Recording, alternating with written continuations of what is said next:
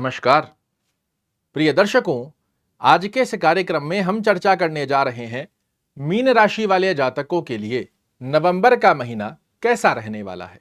हमेशा की तरह कुछ इस क्रमबद्धता से हम समझेंगे कि नवंबर में आपका स्वास्थ्य दृष्टिकोण क्या संकेत दे रहा है, धन की स्थिति, कर्म क्षेत्र, भाग्य, शिक्षा, यात्रा, दाम्पत्य जीवन और प्रेम संबंधों की अवस्था किस प्रकार आपके सामने प्रदर्शित होगी, यही अग्रिम जानकारी लेकर आज आपके सामने उपस्थित हुआ हूं।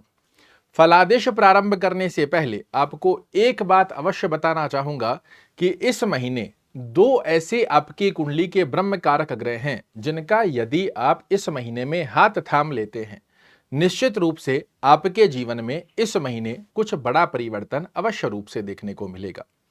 कौन से वो दो ब्रह्म कारक ग्रह हैं, क्या फल देंगे, ये संपूर्ण चर्चा करेंगे, किंतु क्रमबद्धता से समझते हैं कि स्वास्थ्य दृष्टिकोण की स्थिति इस महीने आपके लिए क्या संकेत दे रही है। आपके कर्म भाव के स्वामी होते हैं देवगुरु बृहस्पति। कहां विराजित हैं? आपकी कुंडली में पराक्रम भाव में। किंतु एक अच्छी अवस्था क्या है कि ये वक्र गति में आपको एक घर पीछे का फल भी दे रहे हैं। पराक्रम भाव के साथ साथ में जब द्वितीय भाव का फल देवगुरु बृहस्पति आपके लिए निर्मित करेंगे तो ये एक स्वास्थ्य दृष्टिकोण में और अच्छी पुष्टता का योग बनाकर देते हैं।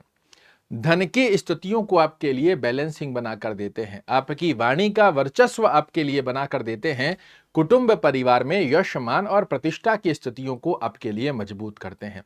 तो ये अवस्था नवंबर के महीने में आपके आचार, विचार, व्यवहार, स्वभाव, स्वास्थ्य दृष्टिकोण की स्थिति के लिए बड़ी अच्छी हो जाएगी। ये अवस्था सर्वस्वरूप में आपके लिए बनकर आ रही है। दूसरी स्थिति में यदि हम चर्चा करते हैं धन दृष्टिकोण की स्थिति आपके लिए क्या संकेत दे रही है, तो ये आपका धन भाव होता है और धन भाव के स्वामी होते हैं मंगल महाराज। कहां विराजित हैं? आपकी कुंडली में पंचम भाव में, किंतु नीच के होकर बैठे हैं। एक अवस्था में देवगुरु बृहस्पति वक्र गति के चलते धन से संबंधित चीजों को बैलेंस करने का प्रयास तो करेंगे, किंतु इस महीने आपको क्या विशेष ध्यान रखना है, धन प्राप्ति हेतु शॉर्टकट रास्ते बिल्कुल भी मत अपनाइएगा। जैसे शेयर मार्केट में आपने इन्वेस्ट कर दिया, बिना सोचे समझे कहीं पर जाकर आपने पैसा लगा दिया, इस गतिविधि से आपको बचने की आवश्यकता रहेगी। अन्यथा धन संबंधित स्थितियों में कुछ अच्छा करने जाएंगे और वहां से नकारात्मक रिजल्ट आपके लिए बन जाएगा। सीधे सदमार्ग की स्थिति का यदि योग आप प्राप्त करते हैं तो जादू की एक्सपेक्टेशन तो धन स्वरूपी योग में इस महीने आप नहीं रख सकते हो, किंतु देवगुरु बृहस्पति की वक्र गति आपके लिए चीजों को बैलेंस बनाकर अवश्य रूप से रखेगी। बात करें यदि कर्म क्षेत्र की स्थिति क्या संकेत दे रही है, तो यह आपका कर्म भाव है और कर्म भाव के स्वामी देवगुरु बृहस्पति पराक्रम भाव में बैठे हैं। मेहनत करवाएंगे, इसमें किसी प्रकार का डाउट नहीं, किंतु इस महीने फर्क क्या आ रहा है, पहले मेहनत बहुत अधिक आ रही थी किंतु रिजल्ट की स्थितियां आपके पक्ष में नहीं बन पा रही थी। किंतु नवंबर के महीने में जब ये वक्र गति में एक अवस्था, एक घर ऊपर का फल आपको देंगे तो मेहनत के साथ साथ में धन की स्थितियों को भी बैलेंस करेंगे और मेहनत के रिजल्ट निकालने की बाध्यता भी यहां से देवगुरु बृहस्पति आपके पक्ष में अवश्य रूप से लाकर देने वाले हैं।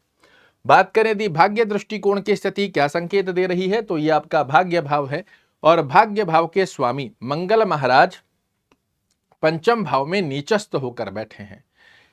किंतु एक अवस्था यहां क्या अच्छी हो रही है कि आपकी कुंडली के दो केंद्र के स्वामी बुध महाराज भी भाग्य भाव में बने हुए हैं, जो कि भौतिक सुखों की स्थिति को, जनता की अवस्था को, दाम्पत्य जीवन, दैनिक रोजगार की स्थितियों में भाग्य का आपको साथ दिलाते हैं। किंतु फिर भी कर्म भरोसे इस महीने आप रहिएगा। भाग्य भरोसे यदि चीजों को आप छोड़ते हैं कि कार्य हो जाएगा, देख लेंगे, इस प्रकार की अवस्था में यदि आप रुकने का प्रयास करेंगे, अन्य लोगों की अपेक्षाकृत कहीं ना कहीं अपने आप को पीछे खड़ा हुआ पाएंगे।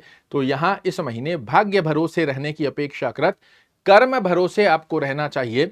आपके लिए अच्छे लाभ निकलकर आते हुए दिखाई देंगे। विद्या दृष्टिकोण पर यदि हम चर्चा करते हैं तो यह आपका विद्या भाव होता है और महीने की पहली तारीख पर आपके विद्या भाव के स्वामी षष्ठम भाव में बने हुए हैं। मंगल महाराज विद्या भाव में नीच के होकर विराजित हैं। इस महीने विद्यार्थियों को थोड़े से एक्स्ट्रा एफर्ट्स लगाने की आवश्यकता जरूर से रहेगी। अन्यथा अगर आप अपनी विद्या के ऊपर कॉन्सेंट्रेशन नहीं बनाते हैं, अन्य गतिविधियों में अपना रुचि जागृत करते हैं, तो आप अन्य विद्यार्थियों की अपेक्षाकृत कहीं ना कहीं अपने आप को पीछे खड़ा हुआ पाएंगे, जो कि कोई भी विद्यार्थी नहीं चाहता। तो ऐसे में नवंबर के महीने में एक्स्ट्रा एफर्ट्स लगाकर यदि आप अपनी विद्या पर संयम और कॉन्सेंट्रेट बनाने का प्रयास करेंगे, आपके लिए एक अच्छी अवस्था बनकर आएगी। यात्रा दृष्टिकोण पर यदि हम चर्चा करते हैं तो ये होता है आपका यात्रा भाव, और शनि महाराज इस स्थान के स्वामी हैं। वक्र गति में एक घर पीछे का फल दे रहे हैं। 15 नवंबर के पश्चात जब ये मार्गी हो जाएंगे तो आपको एकादश भाव का ही फल देंगे। ये एक संकेत है कि यदि आप मीन राशि के जातक हैं और इस महीने व्यापारिक यात्रा या भौतिक सुखों को अर्जित करने वाली यात्रा पर यदि आप विचार कर रहे हैं, निसंकोच होकर किया जा सकता है। आपके लिए एक अच्छी अवस्था बनकर आती हुई दिखाई देगी। दाम्पत्य जीवन पर यदि हम चर्चा करें तो यह आपका दाम्पत्य भाव है, और दाम्पत्य भाव के स्वामी बुध महाराज भाग्य भाव में जाकर विराजित हुए हैं। बड़ा सुंदर यह योग माना जाएगा कि आपके पार्टनर के भाग्य से आप जीवन में कार्यों में उन्नति का योग प्राप्त करें। जो कार्य आपके रुक रहे हैं, आपका भाग्य तो कार्य करेगा ही करेगा, आपके पार्टनर के भाग्य से भी कार्यों में पूर्ति का योग देखने को मिले, ये अवस्था आपके लिए इस समय में बन रही है। प्रेम संबंध पर यदि हम चर्चा करते हैं तो यह आपका प्रेम भाव है। चंद्र महाराज पंचम भाव के स्वामी होते हैं। मंगल महाराज यहां अग्नि कारक ग्रह आपके पंचम भाव में नीचस्थ अवस्था में बने हुए हैं। इस महीने यदि आप रिलेशनशिप में बने हुए हैं, सामंजस्य बनाकर रखना अति आवश्यक रहेगा, अन्यथा रिलेशनशिप में विच्छेदात्मक स्थिति तक के योग यहां पर मंगल महाराज क्रिएट कर देते हैं।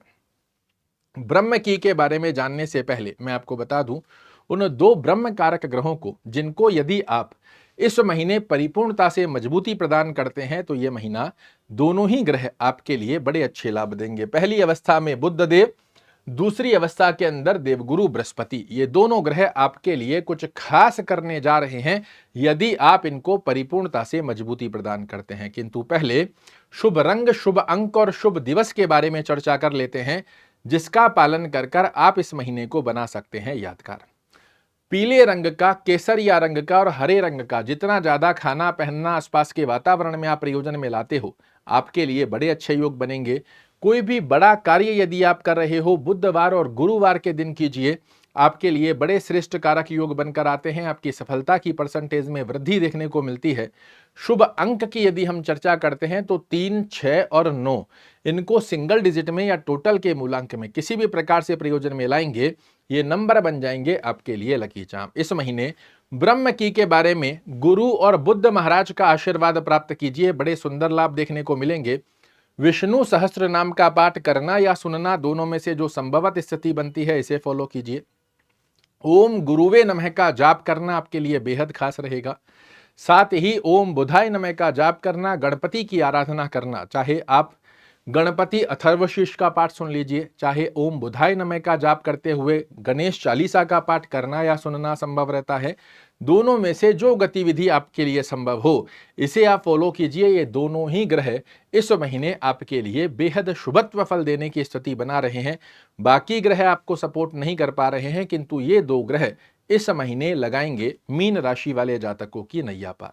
आशा करता हूं मेरे द्वारा दी गई ये जानकारी आपको पसंद आएगी। कल फिर से एक नई जानकारी लेकर आपके सामने उपस्थित होऊंगा। तब तक के लिए नमस्कार।